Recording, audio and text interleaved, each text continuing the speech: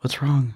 I don't know why it's acting a little silly. Oh, duh, Jaron, because I wasn't even connected to even the internet. Jesus Christ. Jesus Christ, Jan. Me. La la la la la la la la la la la la la. Oh, wow. Give me 2 margaritas, I'm going to open my legs. Give me 3 margaritas, I'm going to give you some head. Oh. Who sings that? Do you not know? No. Oh, dude, I have been on so much TikTok lately. Okay. It was a protesting woman who was protesting about like sex. And she was like, if you give a girl 1 margarita, she will spread her legs. And so then someone took that soundbite and made a fucking song. Oh, so they're making fun of her. Uh-huh. Okay. Have you seen P for Papas? It's a Papa's party. The only time I'm on TikTok is when I'm checking the social medias, and it's usually when I'm going to bed because between the time I get up, I'm working or doing school, and I can't do anything else. But I'm glad that you are in my life to tell me about these things because otherwise I would not know because Jenny doesn't watch that side of TikTok, but Jenny's on a different side of TikTok than most people are. We're all on so many sides of TikTok. TikToks. Jesus. What was Dick talks. Dick talks. Oh my God. Okay. Can we talk about sex? Please. Oh, thank God. Okay. Please. I love to talk about sex. Okay. Oh. Okay. First, we need to say hi to the people. Hi, everybody. Hello. My name's Jaron. My name's Lars. And we are your hosts of Typically a Divergent Podcast. Welcome back to the show. Our pronouns are he, him. I want to talk about sex. Happy Pride. Happy Pride. Happy Pride. Let's talk about it. Oh my God. I don't even know where to start. Is this about Nicholas? I mean, who else am I having sex with? Well, I didn't know if it was like maybe like playing with a little Peter, like a little masturbation, a little this, a little that. No. You never know. Sex. Right. Okay. Nicholas and I got a blow-up pool. All right. Here we go. It's starting. Okay. And I was wondering why you told me you were in a pool. I'm like, bitch, where the fuck you at? I know. And why am I not with you? I know. All right. So it got really hot fucking Tuesday night. No shit. I almost called you just to be like, I'm hot. I want to cry because it's so bad. It's been bad. Yeah. And we were like committed to not turning on the AC unit. It was not even June 1st. There is no reason for the air conditioning unit to be on that early in the year. But there is, because the weatherman says that it's 90-fucking-5 outside. Okay, I know that. But Nicholas was like, so how long do you think we can ride it out? And I said, I don't know. Let's give it a go. I put the box fan up in the bedroom. It was looking real jank in there, just trying to keep that bedroom cool. So on Wednesday, on Wednesday, we wake up in the morning and Nicholas is like, hey, what do you think about maybe getting a pool today? And I was like, yeah, that sounds like a good idea. Let's get a pool. So I start hyper-focusing on looking for a pool. We're sitting out there and about 20 minutes go by and he goes, so what did you have in mind for today? And I just like turned my phone over and he goes, oh yeah? And I said, let's go get one. So we went to Menards, we got a pool, and I don't know, there is just something about being outside. It just really gets me going. Yeah. So, oh damn, sorry, Dan and Terry. So we're maybe skip the next couple of minutes. We are out there and I was getting a little turned on. And so he was like, oh yeah, can I see it? And so I gave him a little show and he goes, I'm sitting over in the corner by the bushes and I'm teasing him. I'm tugging, I'm pulling, I'm flipping it around. Because that's what you, right? That's what you. That's what men do with dicks is we flip it around. He goes, "We're gonna need to go inside," and I was like, "Why? I don't want to go inside." And he goes, "What if creepy neighbor John comes over?" He'll probably has to join in. We're sitting out there, and he goes, "And if John were to come over here, what do you think that he would say?" And I said, "I don't know. I just be like, hi, like I'm not gonna stop doing what I'm doing. I am enjoying myself with my partner." And he goes, it's a great day for old tug in the garden, ain't it? And I was, Nicholas. So then we came inside and enjoyed ourselves on a Wednesday, all because of a pool. When you have adult money, you spend money on childish things. Yes, you do. I was hoping that you had sex in the pool. I was waiting for it. I was like, yeah. Not yet. When it's dark out, you could do it. If you had a privacy fence, you have to worry about it. We're gonna get that privacy fence. But we talked about that while we were sitting out there. Around here, though, the houses have such high ceilings. I know that your windows are. I know. People can still see over the fence. Well, you know what? If you're out there overlooking through your window, I hope you're enjoying the show. But you can have the cops called on you for public indecency. You can't even be naked in your own home unless people people don't give a fuck. Most people don't care, but like I know technically. I know. I once saw a meme that was like, if you don't have a neighbor that stands in a naked neighbor, then you are the naked neighbor. I'm the naked neighbor. I'm the naked neighbor. So funny. We don't want you well, I mean, I get it. You don't want to see anybody fucking outside, and you don't want you don't want to know what the gays are doing behind the closed doors, but then you tell them that they got to go do it behind closed doors, and then you get mad because you want to know what they're doing behind closed doors. Make it make sense. That is so true, though. You just hit the nail right on the head. And I've got a secret to tell you. Oh, Jesus. I've been holding this in for a really long time. I pooped my pants.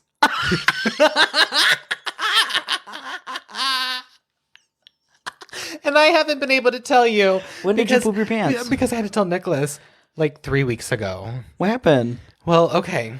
I thought it was going to be worse than that. I know. I really built you up for you that. Did. I shit myself. So, Nicholas took me out on a date Saturday night. And he was like, what about getting some ice cream and going over to Zesto's? And I was like, originally I didn't want to go. I was like, I just ate so much food at dinner. I don't really need to be eating that. He, quote unquote, accidentally drove past the house. Right. And so now we're at Zesto's. And he's like, oh, what are we doing here? Look, there's an ice cream shop. I was like, oh my God. Fine, give me a twist and a cone. Classic daddy. Yeah. So, waffle cone. Oh, yeah. Oh, yeah. So I get mine first, and he goes, look at that. It's vanilla and chocolate. And I was like, I have to tell you something. And he goes, Jesus, the ice cream came up. Yes.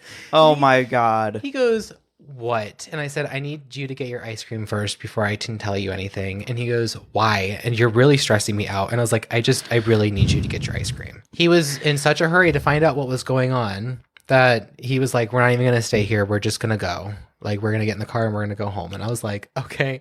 He missed out on ice cream because you pooped your pants? No. Because you had to tell him you pooped your pants? No, It's a sin. I needed to make sure he got his ice cream. Okay, and then you got in the car. And then we got in the car. Okay, gotcha. Yeah. What an awkward ride home. No. Oh, God. No. I look at him before we even pull out of the parking lot, and he goes, all right, so tell me, what is it? What did you do? And I said, I pooped my pants. And he like slams on the brakes before we're even leaving the parking lot. And he goes, okay. Okay. I can just see him. I know. I can just see him in my head. And those little gears running through his head. Yeah. And he goes, all right, I've got some questions. And I said, okay, go ahead. He goes, how, when, why, where? And I said, well, it was about 2 weeks ago. And he goes, 2 weeks ago? You've been holding this in for 2 weeks? Well, obviously, I couldn't hold something in. And I go, yeah. And he goes, so what was the incident? I said, well, I was taking Dozer outside and I realized like I had to go to the bathroom really bad. And like, you know that feeling when like your body wants to expel the turd out of you, but like you're not in a good position, so you have to hold it. And he goes, yeah, and you were probably touching cotton. And I said, well, yeah, when I was a kid, I used to not enjoy going poop while hanging out with friends because when I would step away from my friend group to go to the bathroom, I'd come back and things would be different. Like, I don't know. Like, the energy was different. Oh my God, I know exactly what you mean. Yes. We would, like, pick up what we were doing and go do something else, or somebody would magically have to go home. It's like, what, are you too embarrassed to hang out with somebody that shits? And I said, so, like, I would have these problems when I was younger because my parents would be like, oh, Jaron got skid marks in his underwear again. again. And it was just because I was touching cotton because like, oh my God, we're the same person. I that know. happened to me as a kid all the time. Like I just didn't want to stop hanging out with my people, you know? Yeah. And he goes, okay, so is that what you did? And I said, well, I don't know, because I know that there was an incident when I was outside with Dozer and I had that moment, and then I went inside to go to the bathroom, and at that one particular time it was like really bad, but then I don't think I was actually outside with Dozer. It's just I remember that this happened, and I'm pretty sure that's kind of the same day. And so I went upstairs and I went to the bathroom, pulled my pants down, and they were ruined. And he goes, so 2 weeks ago, this happened. What time of the day? Was I home? I go, you were still in bed sleeping. And he goes, you pooped your pants and you still didn't tell me? I said, no. And he goes, well, what did you do with the underwear? And I said, I took them outside and threw them in the dumpster before you woke up, because I was not about for you to find out. Because I was so embarrassed. I would have just thrown him in with a load of laundry. No. No. Why not? I just you just plopped the turd into the toilet. It wasn't solid. Oh shit. Yeah, that's right. Oh shit is right. No pun intended. We've all been there. We've all been there. I don't know. I know, but when a 31-year-old gay man's like, I shit myself. We all know what they're thinking. You think my butthole is loose. It's not. I just am a person who pooped his pants and who used to touch cotton a lot as a kid. Oh my God. So, I know. It gets better. Oh no, it gets better? It gets better. And so I had a oh my God, I thought the story was over. No, I had taken a gummy before we went to dinner. We took one together. So we're like laughing pretty hard, okay? If you know anything about it. And I said, and you know, I've been waiting to tell you this because I want to tell Lars on the podcast, and I promised you that I wouldn't tell Lars and the podcast people anything unless I had told you first. So last week wasn't a good week to tell you. I don't know why. I just didn't want to tell you last week. He goes, okay, well, thank you for letting me know. And I said, and you know, I just want to remind you that, like, I know everything's okay. We're cool.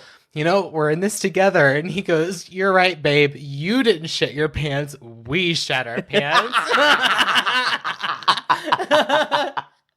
And I said, no, I'm talking about life. Right? And you're talking about if one of us poops our pants, then we poop our pants? He's like, well, you know, when couples are like... no, that shit's on you, bitch. Yeah. And he's like, well, you know, when people are like, oh, we're expecting, it's like... because no, you know, you're not expecting. This bitch who's trying to pop this kid out who's pregnant. Oh, my God. She's expecting something. Oh, my God. You know, good for you, though. For shitting myself? For telling the truth. Do you feel like you have to tell people everything? The autism characteristics of my CPTSD says yes. Okay. Because if I don't say everything, then I'm withholding information, which means that like I'm like half lying because I expect people to give me the whole truth. But it's not any of anybody's business. I know. That's the whole point. But I know Erica once was like, you know, Jaron, it's okay to have secrets sometimes. And one time when I was younger, it's so funny that we're saying this because I'm having a memory now. Yeah. One time I had said something and my mother goes, Jaron, does everything that has to come to your mind have to come out of your mouth? Yes, it does. Know your audience, people. Yeah, you know what I mean? But let people say what they want to say. If they're given the opportunity to be truthful and let them do it. Fuck. Speaking about knowing our audience, hey folks, we still don't know who like all of you are. So if you could just like, I don't know, just send us a little message in our emails. Something. Just be like, my name is Smoke signal. I don't know. A fucking pigeon. It's like something, dude. Like... My address is. So yeah, that's been my week. How are you doing?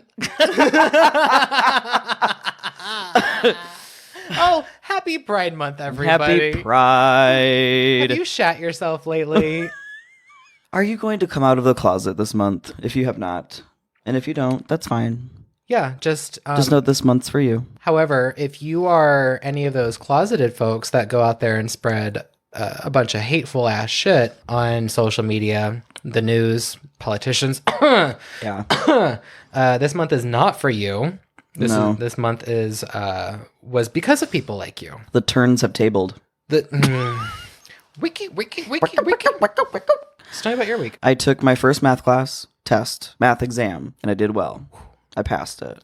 Great job. I got like a B- or something. Hey, you know what? That is actually incredible for me. Beautiful. I'm doing the shooting. I'm doing the guns. Your kissels. Don't make me get my kissels out. The rest of my week, I've just been, working. I had my an EMDR session. It was a little intense, but we made it through. And so Jenny bought me Superman ice cream. Fuck yeah. Does anybody know what Superman ice cream flavor actually is? It's actually like a fruit. It's actually fruit. It's supposed to be like a very subtle fruit taste. Okay. But it's so really not. Like, no. I don't feel like it's fruity. It tastes like cereal milk. Yeah. It's good. Just like... It's my favorite ice cream. And it's beautiful. It's rainbow. Yeah, it is a pretty thing. When I see it, I just think, that was like a mess. Because of all the different colors. Yeah, but it's definitely a Midwestern thing.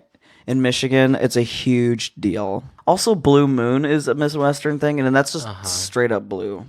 But it doesn't taste sweet. They tell you to drink it with an orange peel or an orange slice, and I'm like, it doesn't help. Are you talking about the beer? Yeah. I'm talking about ice cream.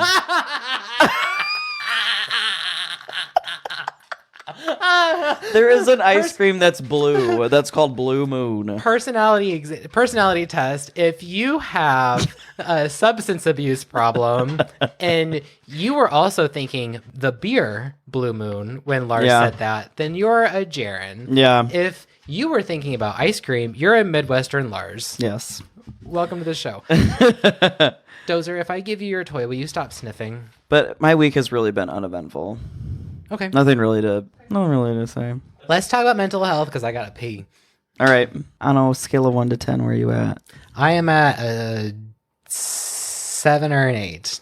I'm good. I feel great, and at the same time, I've been trying to feel a lot of emotions lately, and I feel like I could cry at the drop of a hat just because it's an emotion that needs to be released, not because I'm sad. Yeah. But that's a good thing because I've been talking to Erica about trying to tap into that stuff. Yeah. And she's like, sometimes you just got to sit and feel it and then it'll come out. And she was right. Yeah, we talked about that at my session. Really? When I feel anything other than happiness, I shut it out. Like I'm completely block it out. I'm like, I just like tense up and I don't feel it. It's hard for me to feel sometimes. Yeah. It's because of trauma. I know. Being a child and the home that I grew up in, but if it's not happiness, joy, or excitement, I somehow relate it to anxiety. So if it's like if I don't have something keeping me busy or keeping a dump of dopamine going through my system, whatever that other feeling is, automatically it's related to anxiety. So how's your mental health? I'm at a 7 too. Okay. Yeah. 7's a good number these days. Yeah. I've been living there for a couple weeks. Sometimes I'm getting to an 8 and then something fucks it up. When I hit like 9 and 10, I'm like, oh, this is mania. Right? I'm like, this is not going to last forever. No, but I sure do love to feel that. Right? God, does it feel good. You're like on top of the world. Superman. Superman ice cream, Superman. So this is our first Pride Month episode of this podcast ever. I know. And I was like kind of like not panicking, but I was like anxious because I was like, we're having Pride Month and it is like Wednesday and we don't have an episode that comes out for another 5 days. Like we gotta let the people know it's Pride Month. Yes. If you didn't know that it's Pride Month, hey, guess what? It's Pride Month. It's Pride Month. I don't think any of our listeners are like, what does that mean? We're gonna tell you, not today. You never know. But it happened on June 29th, 53 years ago. Yeah.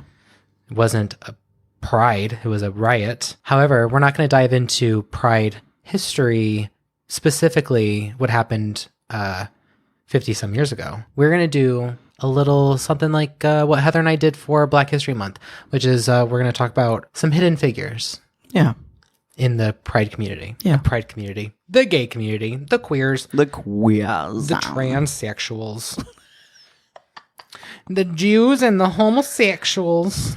If you know what that movie is from, we're friends. Currently, there's a lot of like, take the rainbow back, take back the rainbow, because like the extremist Christian, somehow a rainbow was originally used for them. Yes. Do you know how? Do you know why? Because when God flooded the earth and gave Noah the rainbow to let him know that he'd never flood the earth again. Well, guess what, people? Global climate change is real.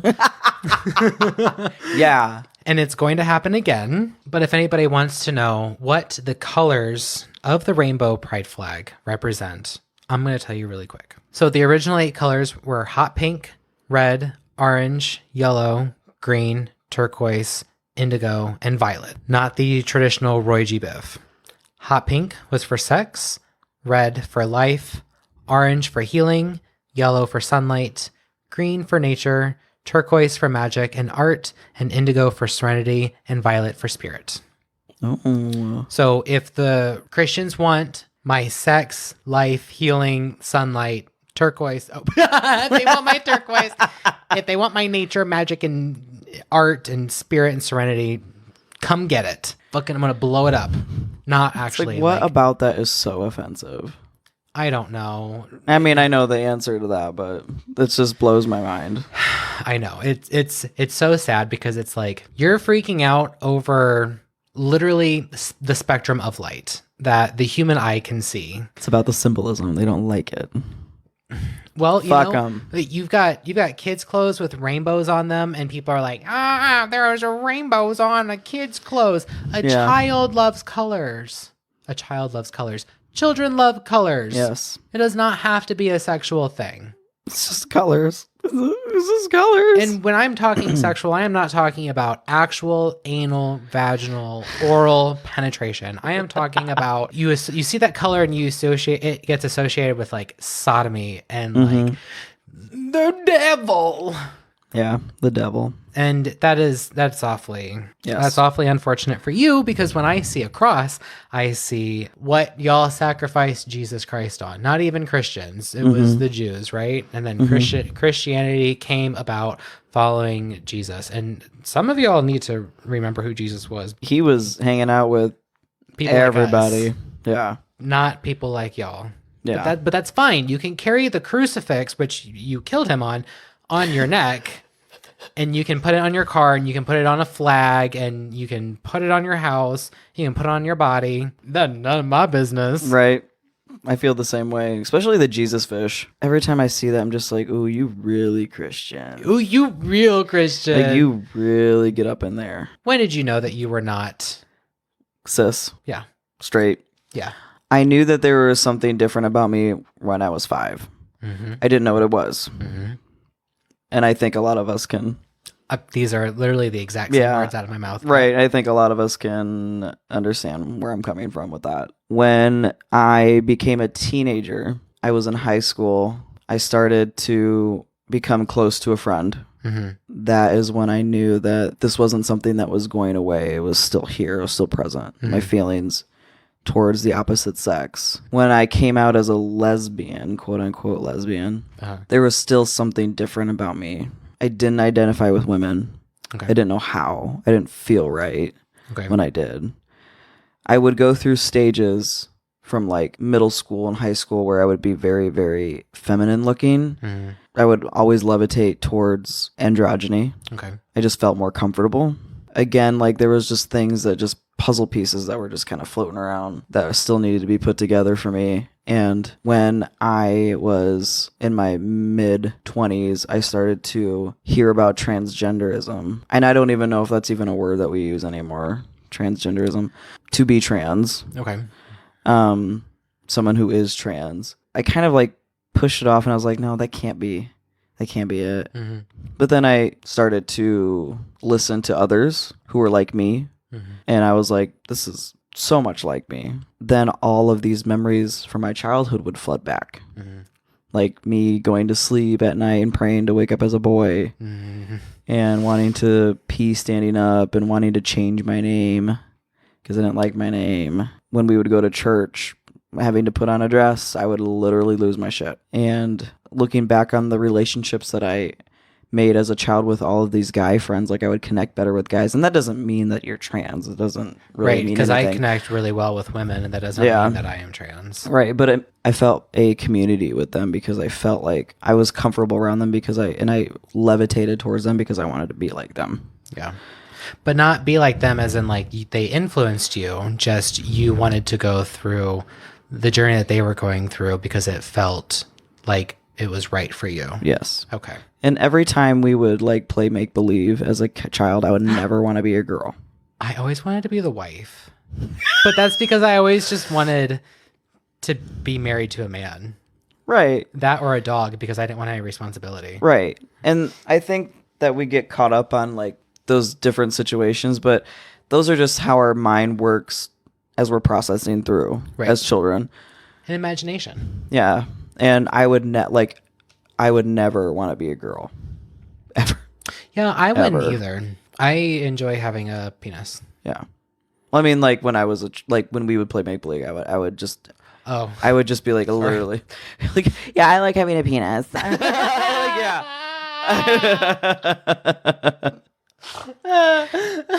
Do you remember that video? I'm sure it was viral, but of like this little girl who got upset because she was like, "What is that?" And their mom and dad was like, "That's a willy," and she's like, "I want a willy." I wonder. Yeah. I think about that video all the time. Mm-hmm. When people talk about when they knew that they were different. But yeah, in a roundabout way, like I've known since I was very little, 5 years old, and then it just is kind of a metamorphosis. Yeah.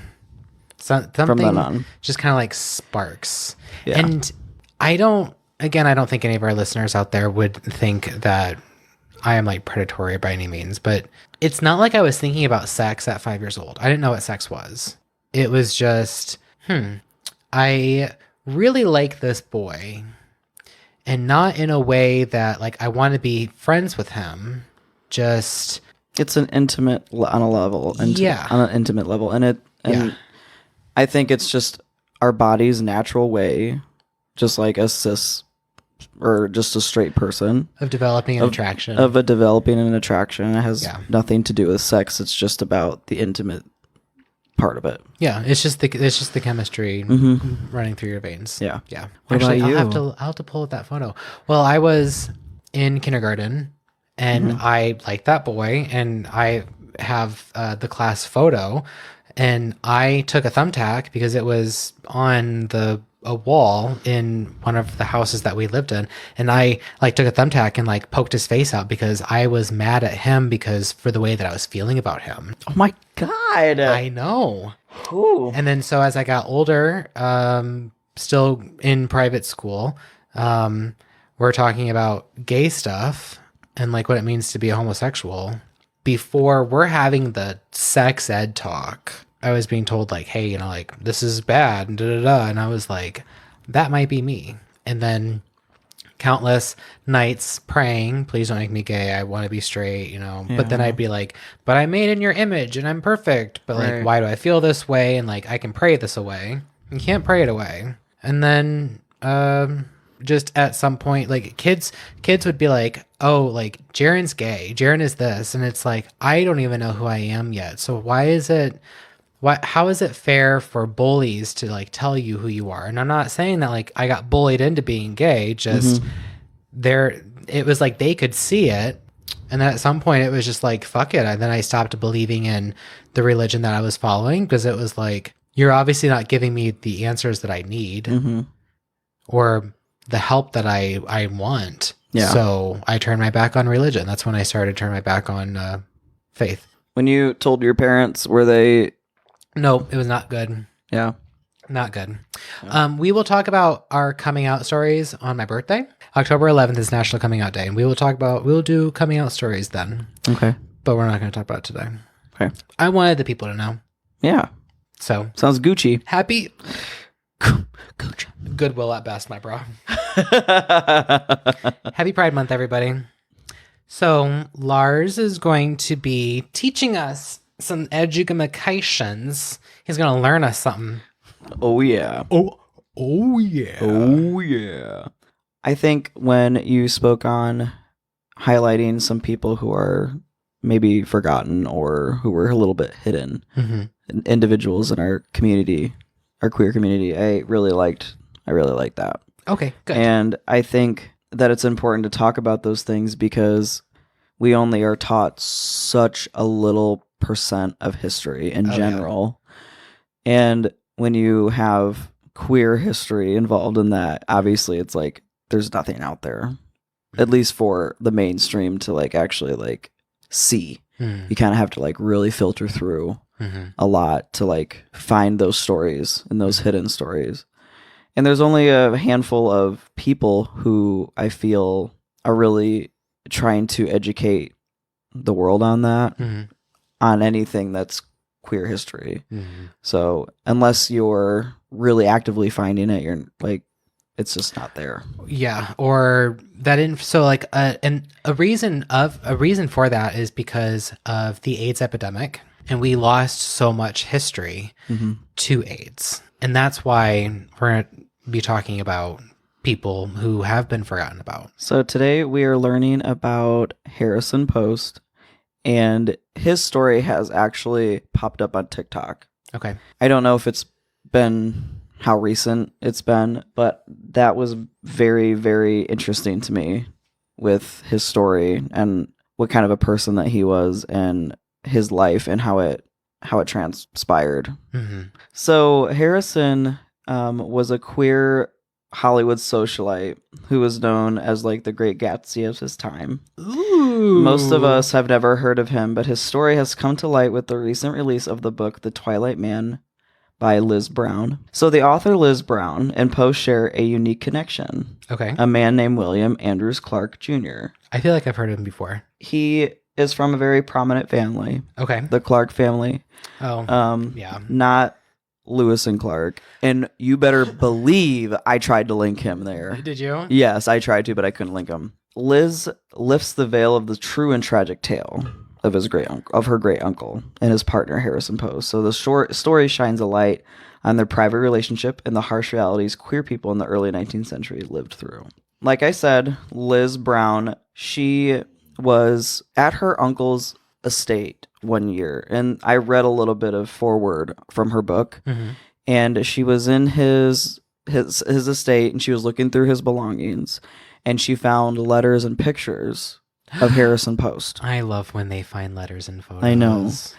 And so these items that she found really sparked an interest in trying to find out more, like, who was he? Because clearly he was very important to her uncle, and that they were in a very romantic relationship, and it was more than just being friends. And her uncle hadn't been like shut out by any means, right? No. Okay. But her uncle, as I'll get into, was a very quiet man. He came from a very wealthy family, but he himself was more of the one that was always very quiet and very hidden, which is a trait that we see now.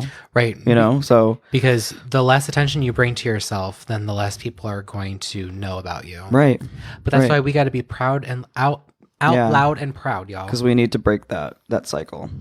So Harrison Post was actually, that's not his real name. He was born he was born Albert Wise Harrison. He was from Montana.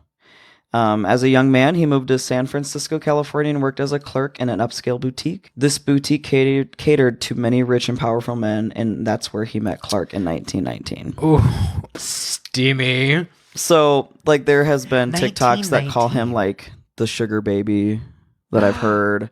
And, like, he was very, just like a socialite, like, kind of like the Kardashians almost. Like, people who have a very big presence who are not necessarily themselves wealthy. Yeah. But they are around a lot of, like, really attractive, powerful, rich, wealthy people. Okay.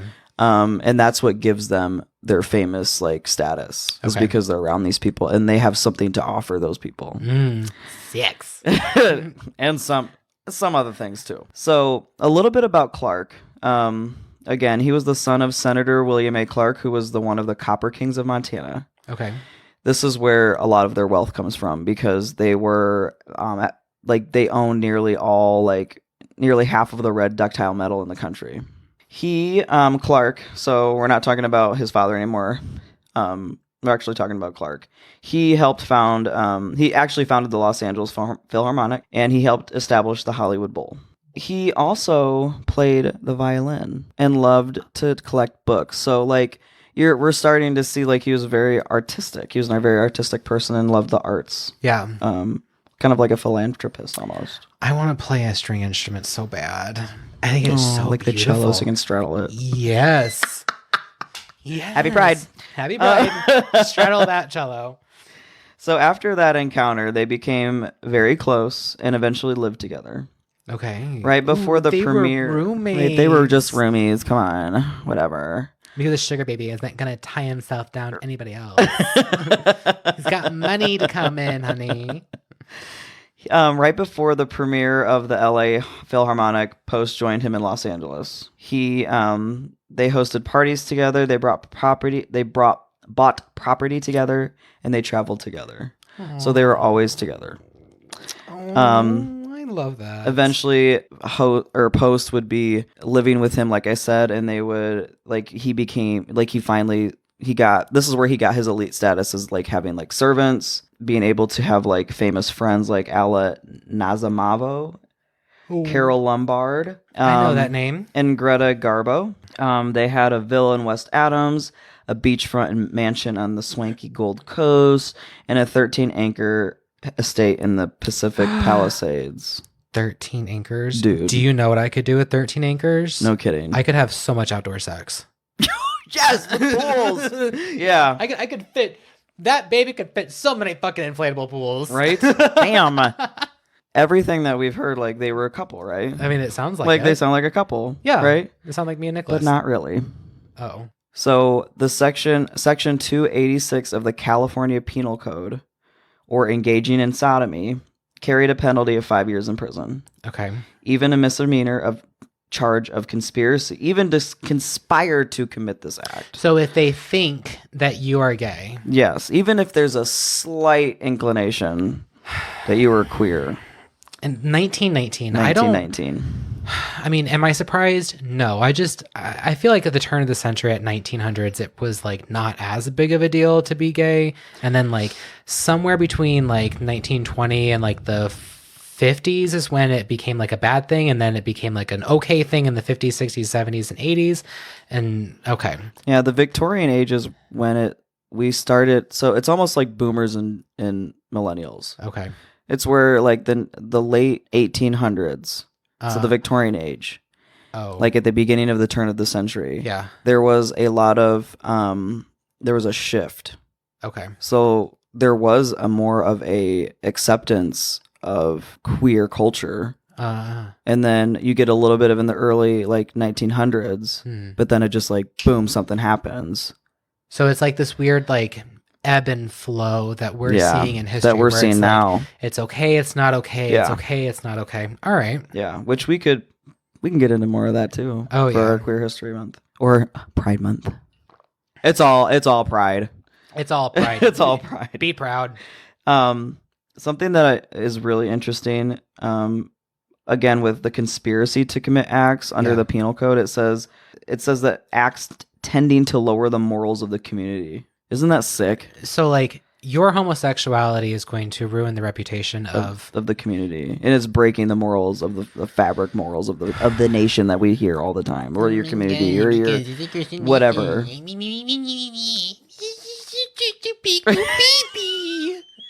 I'm kidding, dude. Like, I wish you're we were on camera just for people to see that. So again, like prison time. Public ruin, because your reputation would be fucking fried. Right. So to negate some of this, to protect themselves, every so often Harrison would romantically link himself in the press with a Scarlet. So like a tactic that would keep the rumors off of him. She was his beard. Yeah, so like his friends or people who were famous would be tied with him to be in a romantic relationship, kind of like what we see now in tabloids, to keep the pressure and the heat off of him. Okay. and which would also take the heat off of William. Also, they were like 20 years apart. Damn, sugar baby. I like when they can access their 401k. Right? God, it's people. Some money matters. Okay, money matters. Okay, that's a coupon book that comes in the mail every Wednesday. So in March, we're going to scoop ahead a little bit. So in March of 1934, Harrison experienced a mental health crisis like we all do as gay people, as queer people. It's another thing we all have in common. I'm not trying to make light of the situation. I'm just saying, like, honestly, like, we laugh to it's cope. just it's the way it is. Yeah. Because how could you not when you have something that is true to yourself that you literally have to squash? And a lot of it also has to do with the community that you you surround yourself with, whether that's a community that is going to support and protect you or a community that's going to drag you down. Yeah. And I mean, the whole point of us to continue to work harder is so that the future generations don't have it as bad as we did. And our four mothers, fathers, sisters, and siblings and parents did that for us so that Lars and I can sit here and talk about him transitioning into being a man. Exactly. But for what's going on right now, we're going back to where it's going to be a problem for these kids. And so now there's going to be larger mental health crises for the next generation if they don't already are in a community of people that support and love them. So flash forward a little bit to March of 1934. So they've been together for a long time. Okay. He experienced this mental health crisis and was sent to an asylum or a sanitarium that was said to be luxurious. So it was a luxury like place, kind of like rehab. Okay. While he was there, Clark died suddenly of a heart attack. So I don't know if they were like, they had to have been apart and they weren't together when they died, which that's so sad. Makes me really sad. Well, so within days, Harrison had a sister named Gladys. Yes, she was a half sister, or sister-in-law. I have in my notes sister, but I wonder if I have that mistaken. That's okay. That's okay. I think it's his sister. They petitioned the court to have him declared incompetent because of this mental health crisis that he had, and was said she was and she was how do we say this? Subsequently, Jesus. And she was subsequently appointed the guardian of his estate, which totaled well more than $200,000 or nearly $5.4 million today. Now, this money was from Clark, so he saved this money for him from just him being just a big baller in the Clark dynasty. And again, Clark obviously was very mindful of like his health, so he put up a $100,000 trust for Harrison. And Gladys, her last name was Crooks, which is funny because she is a crook. She's trying to take all this money from him. Swindle that money. As time went on, she claimed that this money was insufficient because he was requiring more help than what was allotted to them in cash. So she moved him to a cheaper sanitarium where a patient had hanged themselves with a stocking, and so he went from this upscale luxury place to be taken care of to like this just like my worst nightmare. Yeah, basically. Where people drop off, where the state drops off patients that they can't take care of anymore. There's nobody to care for them. Yeah. After that, they brought him back to the Palisades, where she replaced his long-time staff and installed a rotating squad of male nurses. He would be medicated against his will. Held in a complete physical restraint and recorded with dictaphones to be sure he wasn't conspiring to escape. The court required Gladys to submit expense reports and itemized details that were often unsettling. One of her first purchases was barbed wire, like to keep him in, and like burglary alarms. So he had a very sad life after his partner died. This story is so important to talk about because some of our not only rich and wealthy people could potentially be in queer relationships, but how legislation and these bills are so important and having the rights are so important because this is what can happen to people. Yeah. I expected after reading that his stuff was in a trust. I didn't think that they could touch it, but back then that could have been completely different, you know? Right. I mean, we know that like women didn't have many rights as individual people within our parents' lifetime. Yeah. I wouldn't have expected a woman to be able to access money like that.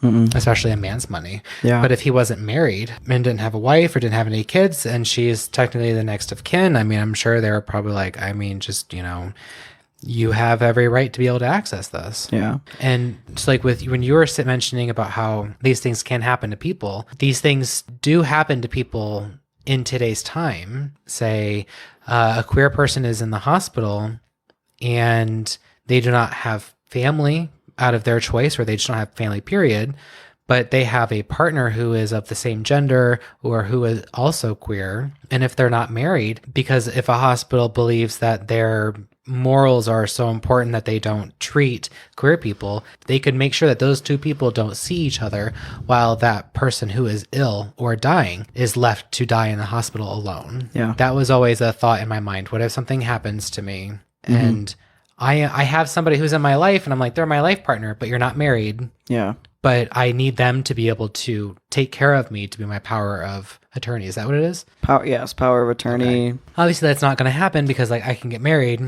And if my dream comes true, then we're going to die of the apocalypse before I ever fucking die for anything. Right.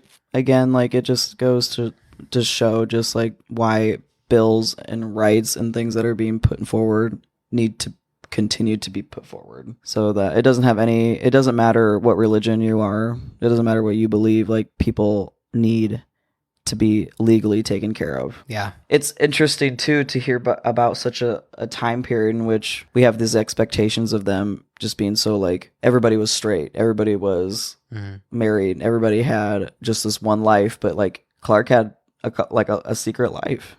He had children. You know, so like he did have kids. Yeah, like the human condition, that not everything is black and white. There's so much gray in the world when it comes to the human experience and what people experience, they truly experience. And we're all kind of like collectively experiencing the same thing, just in different viewpoints. We could really go down a dark rabbit hole with that one because there are so many things that like people will do across the globe. Like, oh my God, why was I afraid to go poop when I was hanging out with my friends? Because I didn't want the energy to change. And Lars here, thousands of miles, not thousands, up to 1,500 miles away from me, was also experiencing the same thing. Yeah.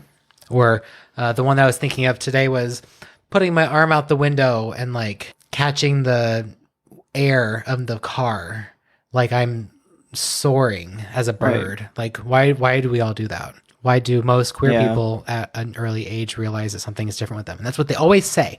Yeah. I knew something was different at this age. Because it wasn't the normal. It wasn't, or looked at as normal. It wasn't what you were taught that was the way it was supposed to be. Yeah.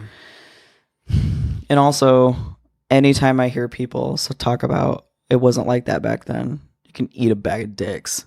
Yeah. Like you people weren't gay back then. What the fuck are you talking about? Have you not read about ancient Greece? You fucking idiot.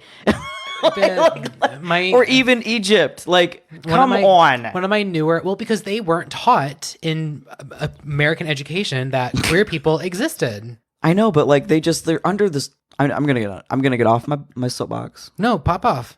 I can't even remember what I was gonna say. I'm just so freaking irritated. Trans people, queer people, we have always existed. It's just a matter of how much of us are you going to see.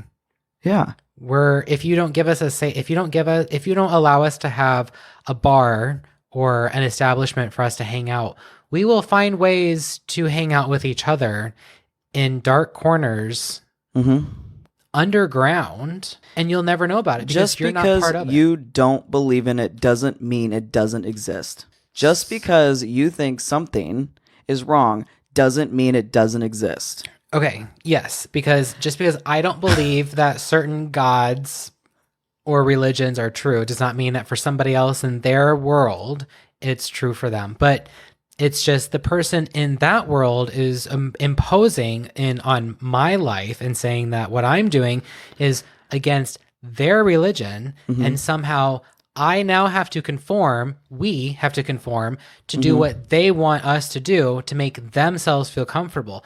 And the reason why they're uncomfortable is because y'all fucking jealous. And I think that there is what word am I looking for? There is a natural order of what ethics is in the human experience. Mm-hmm. And it doesn't always come from a biblical or religious text. It is a natural, humanistic, it's just a natural way of how we treat each other and what is good and what is wrong.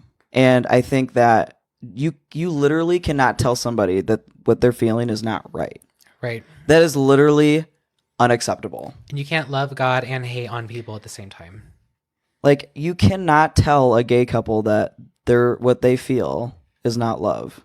No matter what no matter what religious belief you have behind you. What I'm trying to say is, like, as a human being, you cannot say that. Like, you literally cannot say that. I know. You can say it, but it's not true. It's not true. You're right. You can say it, but just because you say it does not make what you're saying to be true. Right. Yeah. Everybody should YouTube that anchor, that beautiful, amazing babe Acre that just went off on the Christians. Remember, she was like, "I don't care that you're Christian. I'm not a Christian." And she just goes, she just, oh, I love her. Babe Acre? Is that her name? No. She's just a beautiful blonde bombshell. She's beautiful. She just went off, dude. Pop off, bitch. Sorry. Gay guys gotta stop calling women bitches because it just makes it okay for straight white men to call them bitches. Yeah. Yep. That reminds me, I almost texted Jen today and I was like, "Hey bitch, just want to say hi, I love you." She would have loved that. Damn. But I also want to shout out to some of the Christian organizations. Oh, okay. I don't have any in particular. Like, I know that in our community we do have churches that are open and affirming and do not preach against homosexuality. There's Plymouth. I think that's really all that I know. I know that there's a United Church in Christ. Anyway, but there are churches out there that are trying to break that cycle. So yes, same, understand, I get it. I've spoken with them, but what it all comes down to is the fact that I don't trust that you are just making this accommodation because you want my money. Yeah. And you're still trying to, like, Jehovah's Witness convert me in some way. Like, I'll get another point to go to heaven if I talk to you about our dear Lord Savior, Jesus Christ. But it does take a lot of balls to publicly stand. You're right, it does, because you're separating yourself from the other people. Yeah. Yeah, like how Target is... Fuck Target. Well, yeah. I mean, the only reason why Target Pride Collection exists is because there was an issue with Target 10 plus years ago. They were very anti-gay, and then they were like, "Oh, well, we're going to backtrack, and now we're going to start carrying Pride Collection every year because we still want your money because... Oh my God, the gays have money. And not only do the gays have money, but the gays don't have kids to spend their money on kids. So that's no wonder why you want my fucking money." Yeah. I say this, and I also I bought some of the clothes from the collection this year before they started pulling stuff from the racks. But we know it's just because you're just trying to appease the bigots, and we don't want allies anymore. We need accomplices. An accomplice is going to lie when they are questioned about what you were doing. An ally is going to be like, "Yeah, support ya. I won't eat at Chick-fil-A once a month." Right. There is a huge difference. We need people to stand on our side in front of us, not behind us cheering us on. Mm-hmm. Right. And fuck, I don't even know where I was going with this. Same. That's my whole brain right now. I have so much thoughts about just all of this shit, and I'm just like, mashed potatoes. Mashed potato, mashed potato, mashed potato, mashed potato. So yeah, please don't be an ally. Be an accomplice. Help us out. If you're dating somebody, if you're like, yeah, ally, and then like you vote for Republican, honestly, at this point, there is not a single Republican out there because of how split democracy has become. There is not a single Republican out there that does not stand for our rights. And if somebody out there knows of a Republican politician that's like, oh, I love the gays, please let me know. Because I also know of Democratic politicians who are like, I love the gays, but then they don't follow up with that. Yeah, they don't vote the right votes. Yeah, they don't. People are campaigning as one particular side, and then once they get in there and they start getting some money, then they immediately flip and they're like, oh, actually, you know what? I'm a Republican now. Yeah. So fuck off. Oh, that's right. You can't be an ally if you are with somebody or you are somebody who votes for red. Yeah. And that's the T. That makes you an ally. That does not make you an accomplice. And that's the T. That's the T this week, guys. So we're going to be doing a bunch of gay shit this month. Obviously, had to do a little Hidden Figures episode and talk about me pooping my pants. Next week, we're going to talk about some more gay shit. And if you got gay shit you want us to talk about, send it to us at typicallydivergentpod, P-O-D, @gmail.com. Our link tree for all of our social media stuff, our TikTok, our Instagram, our Facebook, that is all in the episode's description. And even if you just want to email us, just be like, hey, I don't like what you're talking about. Fucking say it. Fucking let us know, because I'm just shitting into a void right now. But people over in the UK and the Europe area and people over in Belgium, hi. Hey, what's up? I love that you guys download our episodes within the first hour that they are out. Thank you so much. Aww. Yes, well, they are also many hours ahead of us. True. So you guys are our biggest demographic. That's interesting. I know, isn't it? I love it. Are you listening to us because we're a dumpster fire? They want to know more about really what's going on. Well, I want to know more about what's going on in your world, because you guys seem to have like a really pretty life. Anyway, I would like to know, so send it in. Yeah, send it in. If you have a discussion topic you want us to talk about, send it in. Do you have anything else you want to part with? I just want to make sure everybody stays safe. Yeah, please be safe this year. Physically and emotionally. Physically, emotionally, spiritually. Because this month, like, it's a really great way to celebrate who we are, but there's going to be some snakes. There's going to be a lot of snakes. Yeah, so please just be mindful. And not the Taylor Swift snakes. No. So just please be mindful. Yeah. Of your surroundings, who you are with.